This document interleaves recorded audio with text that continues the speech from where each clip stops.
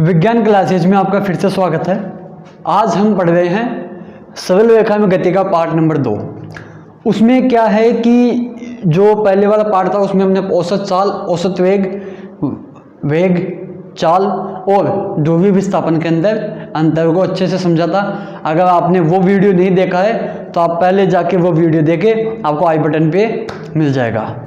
दूसरी, आज हम पढ़ रहे हैं तात्क्षणिक चाल व वेग, जिसको इंग्लिश में कहते हैं इंस्टेंटेनियस स्पीड एंड वेलोसिटी। अब ये होता क्या है? तात्क्षणिक होता है कि जैसे कि इसके नाम से पता चल रहा है कि तात्क्षणिक यानी कि तत्क्षण, उसी समय। जैसे हम कहीं जा रहे हैं, ठीक है, तो ये देखो कि ये ए, ये बी पॉइंट है। इस ए पॉइंट से मैं बी पॉइंट तक जाना है। अब यहाँ पे अपनी बाइक है, ठीक है। इस बाइक का अब इसका औसत तो हमने निकाल लेंगे। बाइक औसत तो हमने पिछले वीडियो में देख लिया था कैसे निकालते हैं। तात्क्षणिक वेग कैसे कि किसी स्पेसिफाई पॉइंट पे, स्पेशल पॉइंट पे यानी स्पेशल टाइम पे, किसी विशेष समय पे, जैसे इस टाइम पे इसका वेग क्या होगा। अब जैसे गाड़ियाँ अपनी, तो उनमें जो स्पीडोमीटर लगा हुआ होता है ना, वो स्पीडोमीटर इसी को ही दर्शाता है, तात्क्षणिक चाल और तात्क्षणिक वेग को। हालांकि दोनों एक चीज़ है, बस इसमें परिमाण दोनों का सेम रहता है, लेकिन दिशा अलग अलग होती है। इसमें दिशा की आवश्यकता नहीं होती, इसमें दिशा की आवश्यकता होती है। इसलिए यह वेक्टर क्वांटिटी और यह स्केलर क्वांटिटी होती है। हाँ, एक चीज़ मैं आपको बता दूं कि वीडियो और ऑडियो में थोड़ा सा कॉम्प्रोमाइज़ कर लेना प्लीज़, क्योंकि ये पहली बार बना रहे हैं हम वीडियो। अब देखो, इसको मैं मिटा देता हूँ। तो आई होप तात्क्षणिक चाल और वेग समझ में आया होगा कि किसी क्षण पे उस समय उसकी जो वेलोसिटी है वो क्या होती है, वही आपकी तात्क्षणिक या इंस्टेंटेनियस वेलोसिटी या स्पीड कहलाती है, ठीक है। यानी किसी समय अंतराल में, किसी निश्चित समय अंतराल में आपसे जो पूछी जाए, भाई उस समय जैसे 5 मिनट बाद में आपकी क्या वेलोसिटी है, 10 मिनट बाद में आपकी क्या वेलोसिटी है, 15 मिनट बाद में आपकी क्या वेलोसिटी है, तो वो वेलोसिटी जो आप बता रहे हो कि इस टाइम 10 किलोमीटर थी, फिर 20 किलोमीटर पर सेकंड हो गई, वो पर सेकंड तो खूब हो जाती है। तो अब देखो, आप इसका सूत्र देखते हैं। सबसे पहले सूत्र क्या है ये तो आप समझ गए कि किसी, चलो मैं लिख देता हूं, किसी निश्चित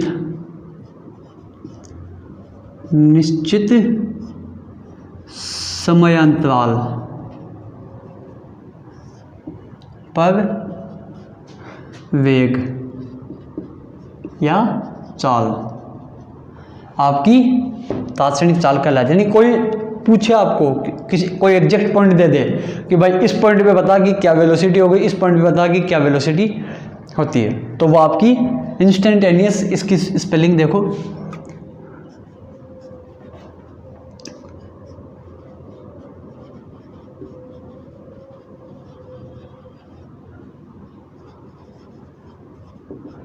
वेलोसिटी एंड स्पीड, ठीक है। दोनों का परिमाण सेम होता है, मैग्नीट्यूड जिसे हम बोलते हैं, इसकी वैल्यू सेम रहती है। अब देखो, इसकी वैल्यू होती है इसकी v से इन दोनों को डिनोट करते हैं, ठीक है। ये थोड़ा मार्कर, एक सेकंड मैं इसको चेंज कर लूँ। ये v है, ठीक है। अब इसकी ये होती है limit del t tends to 0 del s upon del t, ये इसका फॉर्मूला होता है। अब आप बोलोगे सर ये क्या है, ये LIM क्या है, जिसको बोलते हैं हम लिमिट कहते हैं। मैथमेटिक्स वाले जो स्टूडेंट हैं उनके चैप्टर आता है लिमिट एंड कंटिन्यूटी, उसमें आपको समझा दिया जाएगा अच्छे से। लेकिन यहाँ पे मैं आपको थोड़ा सा इसका ब्रीफ दे देता हूँ। ये ब्रीफ की ये जो लिमिट होती है, जैसे किसी भी चीज़ की हम कहते हैं ना कि इसकी क्या सीमाएं हैं, तो वही इसको डिनोट करती हैं। अब जैसे ये है डेल टी टेंड्स टू 0 का मतलब क्या होता है कि इस दाईं तरफ जो आपके पास क्वांटिटी है, ये जो क्वांटिटी है इसमें जो डेल टी है वो 0 की ओर अग्रसर है। ठीक है, मतलब कि इसको मैं लिख दूं कि यहाँ, एक सेकेंड,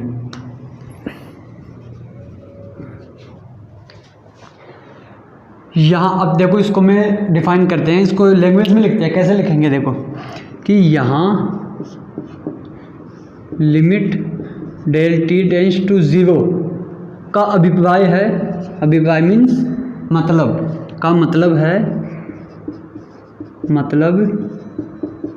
है कि जो दाईं ओर अपनी जो वैल्यू है, दाईं ओर जो अपनी वैल्यू है उसका मान, दाईं ओर स्थित मान, दाईं ओर स्थित मान है, ये जो दाईं ओर स्थित मान है जो डेल टी के मान को 0 की ओर प्रवृत्त करते हैं, अर्थात 0 की ओर अग्रसर करते हैं। डेल टी के मान को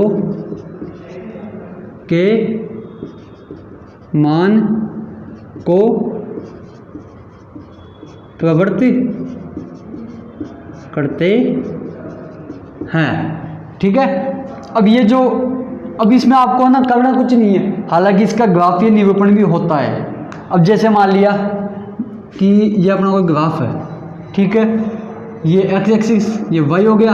हमेशा एक्स अक्ष के साथ समय को लेंगे, समय टी, ठीक है, और जो डिस्प्लेसमेंट या जो भी डिस्टेंस है उसको हम वाई एक्सिस के साथ लेंगे। अब यहाँ पे 0 हो गया। अब ये देखो कि ये जो इंस्टेंटेनियस जो वेलोसिटी होती है, ये देखो आपकी इस प्रकार से भी हो सकती है। क्यों? क्योंकि जो दूरी है, डिस्टेंस है, वो समय तो बढ़ेगा, समय को कोई नहीं है रोकने वाला, लेकिन जो डिस्टेंस है वो कम और ज़्यादा हो सकती है। जैसे आपने स्पीड तेज़ करी तो आप जल्दी दूरी कवर करोगे, कम कर दी तो कम करोगे। तो ये जो ग्राफ है ये इसके फिक्स नहीं रहते हैं, ये अपनी वैल्यू पे डिपेंड करते हैं कि जो वैल्यू क्या होती है। ठीक है, अभी जैसे ये है, ये हो गया, इसको मानते हैं हम कि इस पॉइंट पे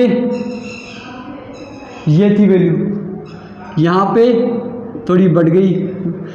एक चीज़ देखना कि जो एस और टी के मध्य जो भी ग्राफ बनता है, अब ये जो रेखा है ना, ये वाली जो ऐसे चंद्राकार बन रखी है, परवलयाकार, तो ये किसको डिनोट करती है? ये अपनी वेलोसिटी को डिनोट करती है, स्पीड को डिनोट करती है।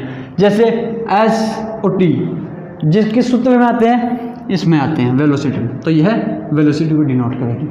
तो अब ये देखो कि यहाँ तक, फिर यहाँ पे, फिर यहाँ तक, फिर यहाँ तक, तो इस प्रकार से इसका कोई फिक्स नहीं रहता है इंस्टेंटेनियस में कि कभी भी आपको, जैसे मान लिया कि कोई सा पॉइंट दे दे तो आपको ग्राफीय विधि से इसको हल नहीं कर सकते हैं।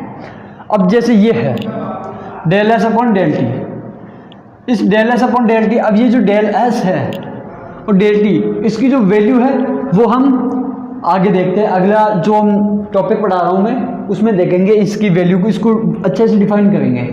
अब देखो इसको ये जो यहाँ तक ही है, अपने एनसीईआरटी और आरबीएससी के सिलेबस में इतना ही दे रखा है इसका। हालांकि इसकी लैंग्वेज बहुत बड़ी दे रखी है, लेकिन उसका सिमेट के, उसका जो होता है ना कुल मिला के निचोड़, वो सिर्फ यही है कि ये जो है ना, ये सिर्फ 0 की ओर प्रवृत्त होता है। अगर इतना भी करते हो तो आपको पूरे से पूरे मार्क्स आराम से मिलेंगे और समझ में अच्छे से आया होगा वो। अब देखो अगला, इसको मैं रफ कर देता हूँ, लिख लिया होगा, ठीक है।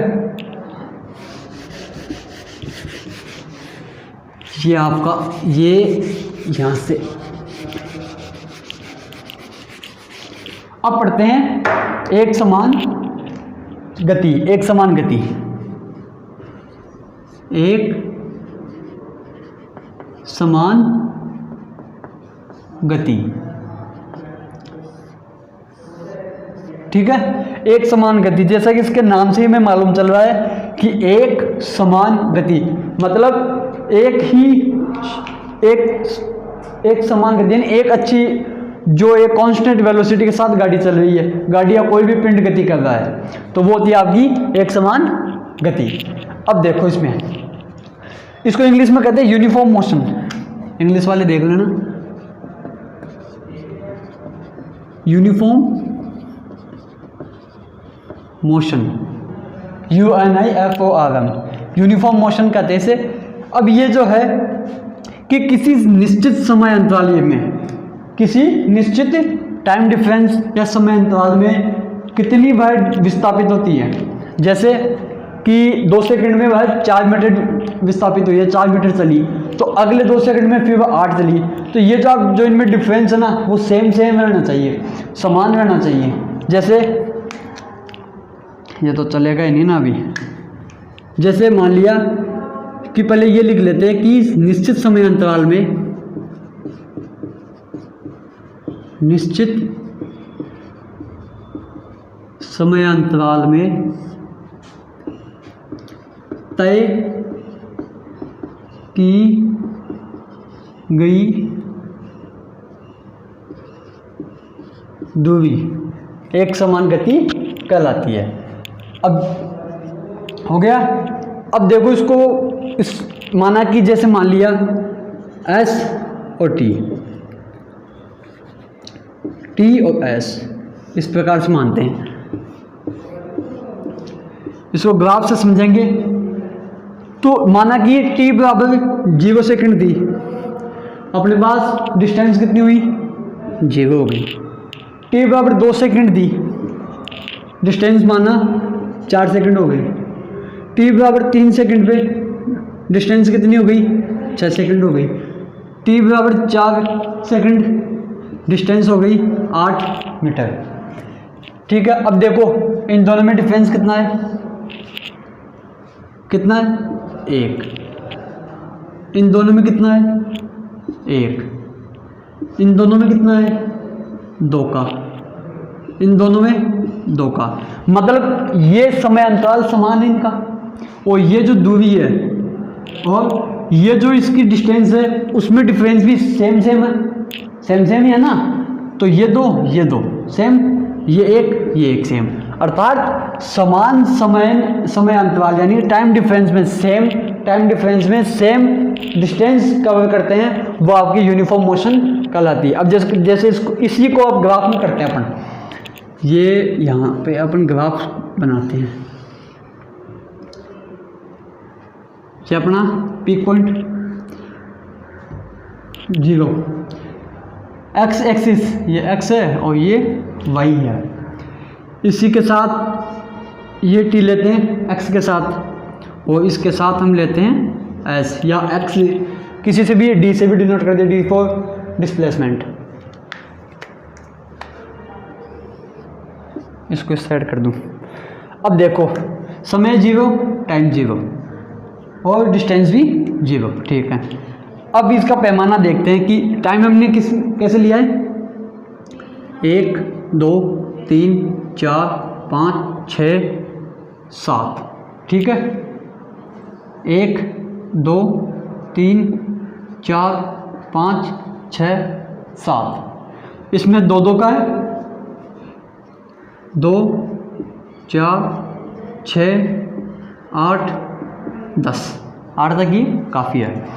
अब देखो ये कहीं दिक्कत तो नहीं देगा ना, ये लो। ठीक है। अब t = 0 टाइम 0 सेकेंड है, तो डिस्टेंस कितनी है अपनी, 0। तो पहला पॉइंट यहाँ पे आ गया।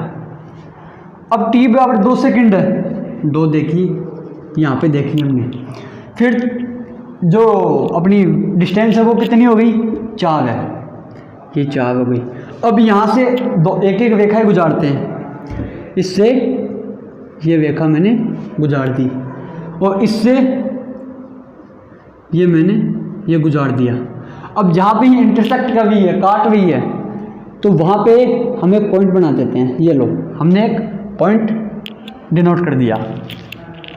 अब 3 सेकंड, ये 3 सेकंड और 6 मीटर की दूरी कवर करती है, तो अब इसको भी सेम इसी प्रकार से लेंगे। ठीक है, यहाँ पे भी इंटरसेक्ट किया और एक पॉइंट यहाँ पे लगा दिया। अब ये 4 सेकंड, ये अपनी 4 सेकंड, ये अपनी 4 सेकंड हो गई और 8 मीटर इसने कवर किया है और यहाँ भी इंटरसेक्ट करी है और ये एक फिर से एक पॉइंट बन गया। अब इन पॉइंटों को मिला देंगे एक दूसरे से, इसको इससे मिलाया, इसको इससे मिलाया और इसको इससे मिलाया, तो ये एक सीधी रेखा बन गई है, सीधी रेखा बन गई है। तो ये जो सीधी रेखा बन गई है यही आपकी किसको डिनोट करती है, यूनिफॉर्म मोशन को, ठीक है ना।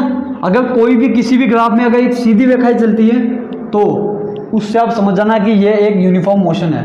या अगर एक्स यहाँ पे अगर v दे दे तो वो एक्सेलरेशन हो जाएगा, यूनिफॉर्म एक्सेलरेशन हो जाएगा, एक समान त्वरण हो जाएगा, तो वो हम आगे पढ़ेंगे।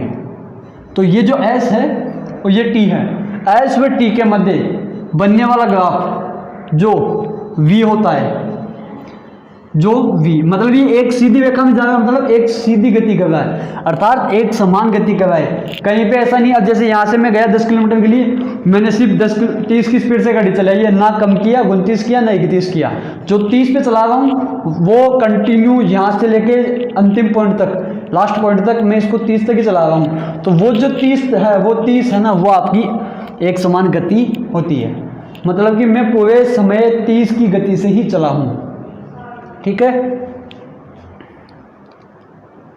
अब देखो ये हो गया। अब आगे आता है कि यह आपका ग्राफ हो गया। ग्राफ हो जाने के बाद अब ये जो यहाँ पे जो पॉइंट बनता है, ये जो एंगल बनता है इसका, ये आपका थीटा होता है। इसको अब ये जो झुका हुआ है, ये झुका हुआ है ना, तो जैसे यहाँ से इसको यहाँ पे लिया तो इसकी एक ढाल बनी, ढाल बन गई ना, ये जो इसको क्या कहते हैं, तो ये जो है ना, ये आपका एक स्लोप होता है, स्लोप हो गया ढाल। तो वो ढाल के साथ बनने वाला कोण थीटा, ये थीटा एंगल होता है। अब देखो ये आपका एग्जाम्पल के थ्रू समझ में लिया। अब इसको मिटा देता हूं मैं, देखो अब माना कि S और ये T, S1 में कितना कवर किया T1, S2 में कितना किया T2। भाई इतनी, भाई S1 में हमने T1, पर T1 सेकंड में हमने S1 दूरी तय की और T2 सेकंड में S2 मीटर तय की। अब इसको ग्राफ में लिखते हैं, ये ग्राफ में हम ड्रॉ करेंगे इसको, तभी इसकी वैल्यू आएगी अपने। ये T1,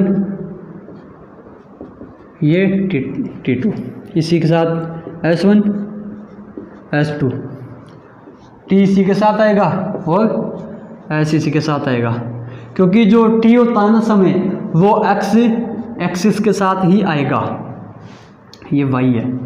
अब देखो S1 टाइम पे T1 टाइम पे S1 दूरी तय की, ये T1 है, ये S1 है, तो यहाँ से और यहाँ पे एक पॉइंट ड्रॉ किया। इसी के साथ इसमें भी सेम ऐसा कैसे होगा,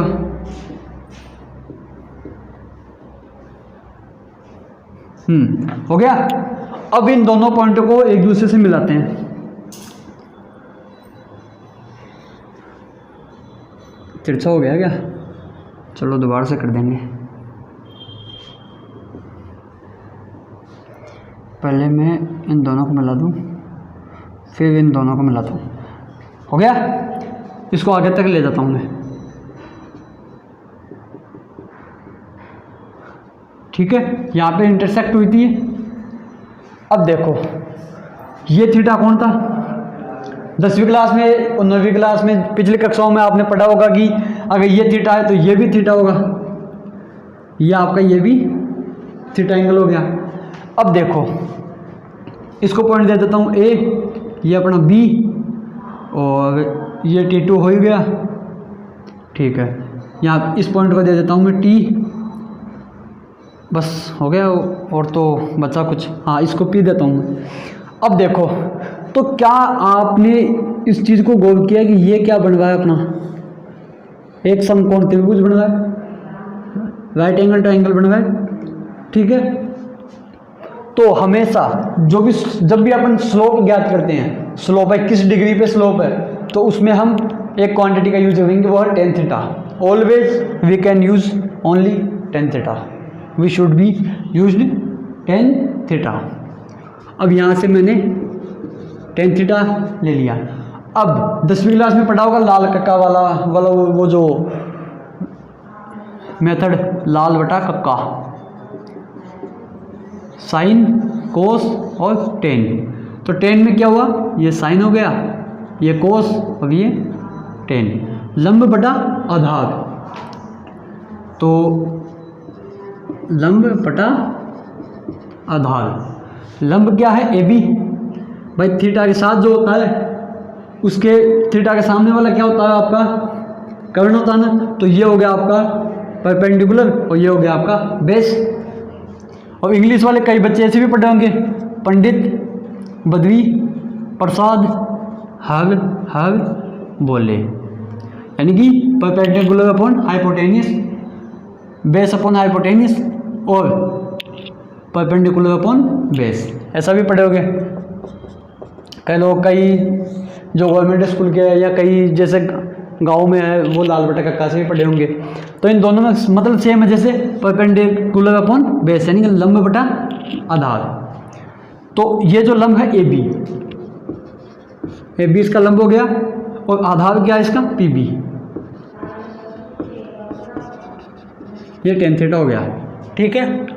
अब देखो ये ए बी, यहाँ से देखो कि ए टी क्या है S2, ए टी ये टोटल डिस्टेंस अपनी S2, यहाँ से देखो, यहाँ से देखो ये टोटल दूरी डिस्टेंस S2, तो ये भी S2 होगी, और ये कितनी है इतनी सी, ये S1, ये S1। तो अब देखो दिमाग लगाओ कि AT में से अगर BT घटा दूं तो क्या मेरे पास AB आ जाएगा, मतलब कि इस पूरी में से यदि मैं इतनी सी घटा दूं तो क्या मेरे पास C आ जाएगी कि नहीं। अब देखो AB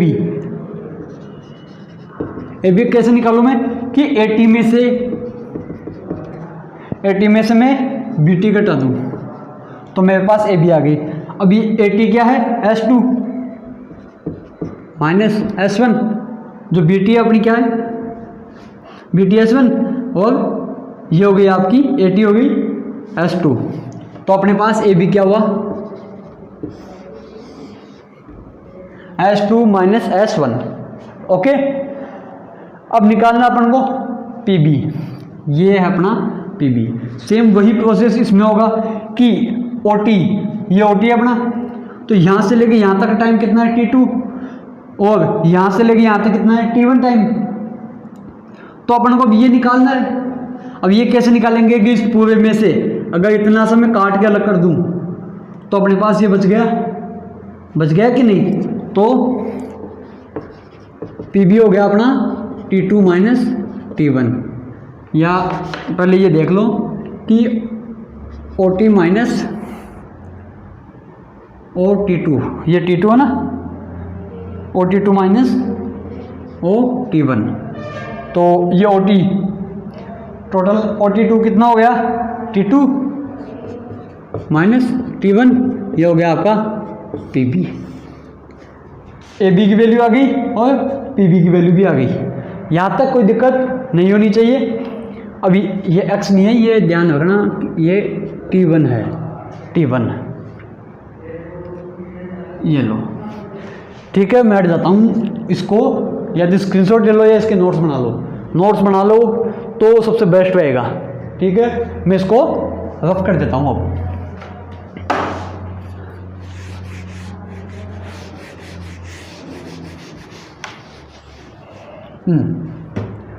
ये वैल्यू आ गई 2।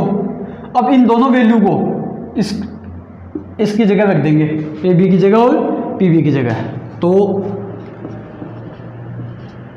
टेन थीटा ए बी क्या है अपने पास S2 minus S1 upon T B क्या है T2 माइनस T1, यही है ना। तो एक तो फॉर्मूला ये आ गया आपका स्लोप को निकालने का कि S2 minus S1 upon T2 minus T1। अब देखो ये क्या आपका डिफरेंस है, डिफरेंस ये ना भाई, इनमें डिफरेंस क्या था, इतना डिफरेंस है भाई। S2 S1 में डिफरेंस हो गया, S2 माइनस S1 ये डिफरेंस हो गया भाई, इसका डिफरेंस ये है, इन दोनों में इतना अंतर है कि जैसे मान लिया कि मोहन यहाँ पे खड़ा है, यहाँ पे मोहन खड़ा है और यहाँ पे सोहन खड़ा है, ठीक है, और यहाँ पे बबीता खड़ी है। तो अब देखो कि मोहन और सोहन के बीच में बबीता आ गई, तो बबीता से यदि अपन ले कि सोहन और बबीता के बीच में कितना डिफरेंस होगा, तो यही डिफरेंस होगा, और बबीता और मोहन के बीच में ये डिफरेंस होगा, और अब मोहन और सोहन के बीच में क्या डिफरेंस हो जाएगा, ये वाला।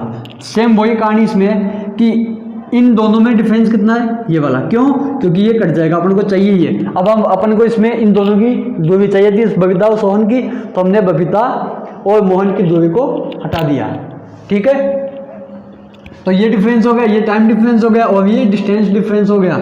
तो हम इसको डेल से डिनोट करते हैं हमेशा, डिफरेंस जो आता है वो उसको अपन डेल से डिनोट करेंगे। तो ये हो गया del S upon del T. तो इसको अपन एक इस प्रकार से भी लिख सकते हैं, या इस डेल को अपन डी भी लिख दो, D S upon D T. ये इसकी अवकल समीकरण होती है, यानी कि v is equal to D S upon D T होता है कि नहीं। तो इसको क्या लिख दें, tan theta is equal to V भी होता है, हो गया ना भाई। ये है इसके इक्वल, ये है इसके इक्वल, क्योंकि ये तीनों सेम ही चीज़ है। इसको हमने इसमें लिख दिया, या इसको इससे भी लिख सकते हैं। तो इसके इक्वल ये हो गया, तो tan theta is equal to D S upon D T, ये लो, हो गया, ठीक है। ये इसका स्लोप आ गया। अब जैसे मान लिया कि आपको कोई बोल दे, एग्जाम दे दिया कि जैसे T square plus T plus 1, ये कोई आपका इक्वेशन है आपकी कि इतने मीटर वह डिस्प्लेस होता है, कि इतने मीटर वह विस्थापित होता है। तो आप ये बताओ कि उसका स्लोप क्या होगा, स्लोप बताना है। तो पहले क्या करेंगे, इसको यहाँ पे लिखेंगे D upon D T, T square T plus 1, हो गया। अब इसका अवकलन करेंगे टी के सापेक्ष, तो 2t प्लस 1। अब ये जो 1 है भाई, एक मिनट ये देख लो, ऐसे देख लो,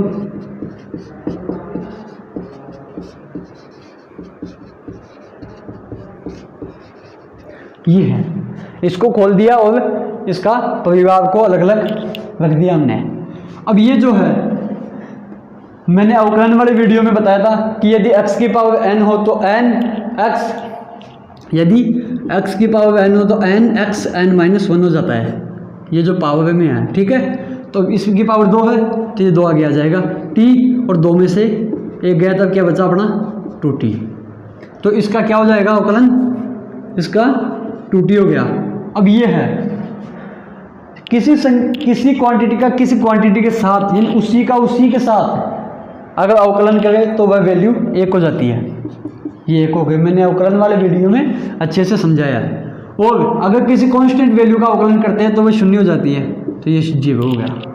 अब इसको काट दूँ भाई, 0 का तो कोई जोड़ दो, कुछ इफेक्ट नहीं पड़ेगा इक्वेशन के ऊपर। यह आ गया आपका slope, tan theta is equal to 2t plus 1, यानी कि ये आपका ढाल का समीकरण आ गया। ओके, यहाँ तो कोई दिक्कत नहीं होनी चाहिए। अब देखो इसको मैं थोड़ा सा रफ कर देता हूँ कि आपको कौन कौन सा करना है।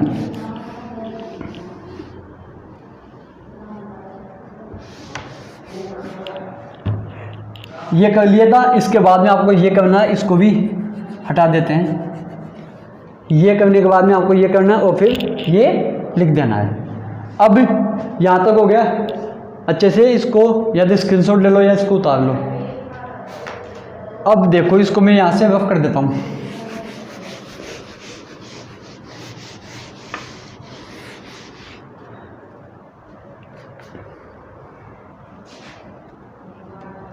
अब एक ग्राफ बनाऊं। ग्राफ में जैसे एक समान गति है, अब मैं बनाता हूं कि एक समान वेग, एक समान वेग। भाई जो इसमें भी वेग सेम रहेगा। भाई वेग अगर स्थिर चलेगा एक समान गति तभी हो पाएगी, भाई अगर वेग स्थिर हो तब भी हो पाएगी। तो जैसे वेग है एक समान वेग,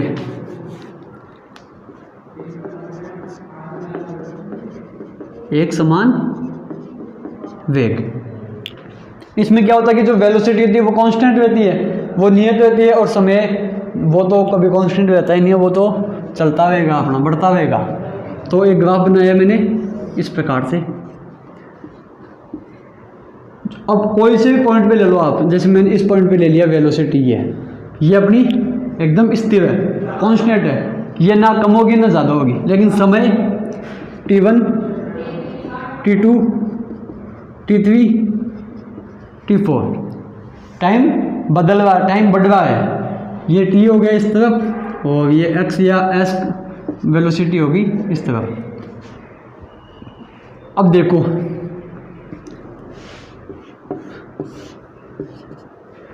समय बढ़ा, t1 टाइम पे वेलोसिटी फिर से v, t2 टाइम पे भी वेलोसिटी v रहेगी, t3 पे भी वेलोसिटी v रहेगी और t4 पे भी वेलोसिटी v रहेगी। क्योंकि एक समान वेग है, हमने वेलोसिटी को सेम रखा, कहीं भी चेंज नहीं किया। जैसे ये पॉइंट A है और ये पॉइंट B है, यहाँ से यहाँ तक जाना है। तो जो एक्सीलरेटर है बाइक का, बाइक नहीं बनी, चलो ऐसे मान लो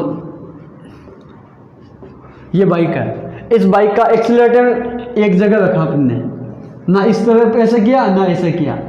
एक्सीलरेशन वो तो हम आगे बढ़ेंगे, वो इसमें मैं नहीं बताऊंगा आपको कि जो एक्सीलरेटर है वो एक्सीलरेटर को हमने एक स्थिर रखा है, ना आगे किया ना पीछे किया। तो वो जो 20 की स्पीड मान लिया कि 20 की स्पीड से चल रही है, तो वो 20 की स्पीड ही होती है आपकी एक समान वेग, ठीक है। तो इसमें वेग क्या हुआ अपना 20 की स्पीड से यहाँ से स्टार्ट हुई, 20 की पे यहीं पे खत्म हो गई, यानी पूरे रास्ते में हमने वेलोसिटी को कहीं पे भी चेंज नहीं किया है, कहीं पे भी कम या ज़्यादा नहीं किया है। तो मतलब v तो प्रत्येक क्षण सेम ही रहा, ठीक है। माना कि इसको 2 घंटे लग गए यहाँ पे जाने में, लेकिन उसने एक्सीलरेटर को एक जगह रखा है, तो मतलब वेलोसिटी तो सेम ही रहेगी, लेकिन समय जो कि अपरिवर्तित, जो कि कभी नहीं रुकता है। ये यूनिवर्सल ट्रूथ है, आपको भी पता होगा, छोटे से बच्चे को भी पता है। तो ये हो गया t1 t2 t3। अब देखो ये t1 ये पॉइंट किया, इस रेखा को यहाँ से लेके एकदम सीधा खींच दिया। अब ये है ये t2 पे भी और ये t3 और ये t4 हो गया। अब देखो इसको मिला दिया, ये थोड़ा पसीने की वजह से हो जाता है क्योंकि गर्मी रिकॉर्ड तोड़ गई स्टार। ये लो, कि जहाँ पे ये पॉइंट इंटरसेक्ट कर रही थी, ये दोनों लाइंस इंटरसेक्ट कर रही थी, वहाँ पे हमने पॉइंट बना दिए, ये वे, ठीक है। तो इन पॉइंटों को मिला दिया तो ये एक सीधी रेखा बन गई। अब देखो कि क्या यह एक रेक्टेंगल बन रहा है, यहाँ से लेके यहाँ पर रेक्टेंगल बन रहा है अच्छे से। ये ए पॉइंट दे दिया, ये बी दे दिया, और ये टी है, ये ओ है, ठीक है। ये कोई, अब इन चारों पॉइंटों को हमने, अब देखो नाम दे दिया। अब इसको, ये जो इसके अंडर जो एरिया आया है, ये इतना जो क्षेत्रफल आया है, ये क्षेत्रफल निकालेंगे हम। तो ये क्षेत्रफल क्या होता है, तो ये क्षेत्रफल एक रेक्टेंगल है, हम सभी को मालूम है कि रेक्टेंगल का एरिया क्या होता है, एरिया ऑफ रेक्टेंगल। तो लंबाई लेंथ इस मल्टीप्लाई बाई ब्रेथ। आयत का, आयत ना बोल के इसको बोल दो कि आकृति ए बी टी ओ का क्षेत्रफल एरिया ऑफ ABTO, ठीक है। तो ये लेंथ होगी AB और ये हो गया BT भाई, ये लंबाई होगी और ये इसकी चौड़ाई हो गई, ठीक है।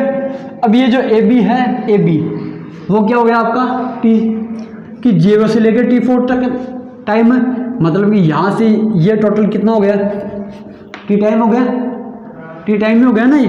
तो AB क्या हो गया कि इसके इक्वल ये हो गया, तो यहाँ पे भी T4 हो जाएगा। तो ये T4 ने लिख के मैं इसको T, क्योंकि यहाँ पे T पॉइंट दे दिया, T4 लिख दो या T ही लिख दो, एक ही बात की दोनों ही समय को डिनोट करते हैं। तो AB हो गया अपना T इस मल्टीप्लाई बाई BT। अब ये जो BT है, ये किसके इक्वल है, OB की इक्वल है। और यहाँ से लेके यहाँ तक क्या हो गया अपना V होगा, क्योंकि यहाँ से लेके यहाँ तक की जो माना कि जैसे ग्राफ के अंदर मानते हैं कि जो डिस्टेंस बोलते हैं जिसको हम, लेकिन यहाँ पे डिस्टेंस ना लेके हम V को लेंगे, क्योंकि बीच में कहीं पे भी कभी भी चेंज नहीं हुई है कि एक निश्चित पॉइंट पे, तो यहाँ से 0 से लेके सीधी ये V पे पहुँची है, तो ये V हो गई। तो ये अपनी V से इसको गुणा कर दिया। अब देखो कि ये जो एरिया हो गया VT इस मल्टीप्लाई बाई V है, ठीक है। अब इस V को क्या मैं इस पर, जैसे हम जानते हैं कि V इज इक्वल टू होता है वेग विस्थापन बटा समय, ये होता है। अब विस्थापन क्या होता है, डेल x या x2 minus x1 upon T, यही होता है। इसको क्या लिख दूं मैं, डेल x अपॉन टी, ये लिख दूं। तो ये आपकी वेलोसिटी आ गई, यानी वेग का फॉर्मूला यहाँ पे पुटअप किया, T is multiply by del x upon del. अब यहाँ पे डेल T ने लेके हम समय लेते हैं, क्योंकि वेग का फॉर्मूला यही होता है, क्योंकि विस्थापन बटा समय और चाल का होता है दूरी बटा समय। बस यही में मेजर डिफरेंस होता है, क्योंकि यह वेक्टर क्वांटिटी और दूरी होती है आपकी स्केलर क्वांटिटी। अब यहाँ से T से T लेफ्ट आउट हो गया, लेफ्ट आउट होने के बाद क्या बचा अपने पास, ओनली डेल x है। तो यहाँ पे देखते हैं, ये मिटा देता हूँ मैं, ये ओनली ये बच गया। तो अपने पास जो आयत का जो क्षेत्रफल आया वो किसके इक्वल आया, डेल T के, तो सॉरी डेल x के इक्वल आया। मतलब करने का इससे यह निष्कर्ष निकला कि यदि हम वेग और समय के मध्य ग्राफ खींचते हैं, ठीक है, यदि हम वेग और समय के मध्य ग्राफ खींचते हैं, तो जो एरिया होता है, जो क्षेत्रफल होता है, मतलब कितना क्षेत्रफल वह कवर करता है, वह विस्थापन के इक्वल होता है। बस दैट्स ऑल, यही इसका निष्कर्ष होता है कि जैसे हमने एक ग्राफ खींचा V और T के मध्य। अच्छा, अब ये तो ऐसा आ गया ग्राफ, यदि अगर ग्राफ इस प्रकार से आ जाता, इस प्रकार से, तो ये जो एरिया होता है ये किसके इक्वल हो जाता है, आपका डेल x के इक्वल हो जाता है, विस्थापन के बराबर हो जाता है। तो ये इसका निष्कर्ष हो गया। इसका निष्कर्ष मैं लिख दूँ आपको, इसको उतार लो, मैं साइड में हो गया हूँ। करना क्या है, पहले ये किया, एक समान वेग हेडिंग डाली, फिर इसके बाद में ये तो आपको बताया भाई ये कहाँ से ही वैल्यू, फिर इसके बाद में आपको यहाँ पे आना है। इसको मैं अच्छे से लिख दूँ कि VT ग्राफ का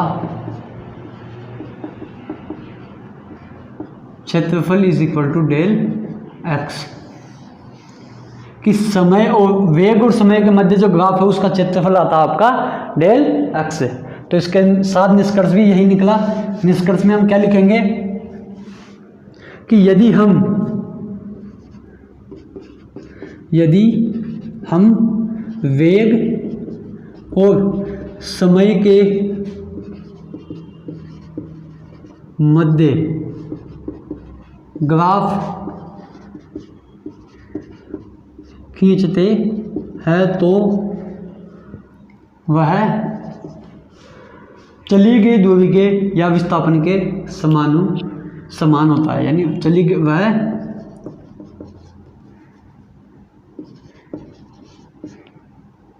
चली गई दूरी के इक्वल होता है। ठीक है, यह आपका निष्कर्ष, रिजल्ट, यह आपका निष्कर्ष निकला है। ठीक है, यहाँ से एक समान गति कंप्लीट हो गई है। अब हम पढ़ेंगे नेक्स्ट वीडियो में, यहाँ तक ही पढ़ेंगे। नेक्स्ट वीडियो में हम एक्सेलरेशन पढ़ेंगे, एक्सेलरेशन के साथ जो टाइम का ग्राफ बनता है वो भी पढ़ेंगे। वो सभी चीज़ें अगले वीडियो में हम कवर करेंगे। इसी के साथ मैं विदा लेना चाहूँगा।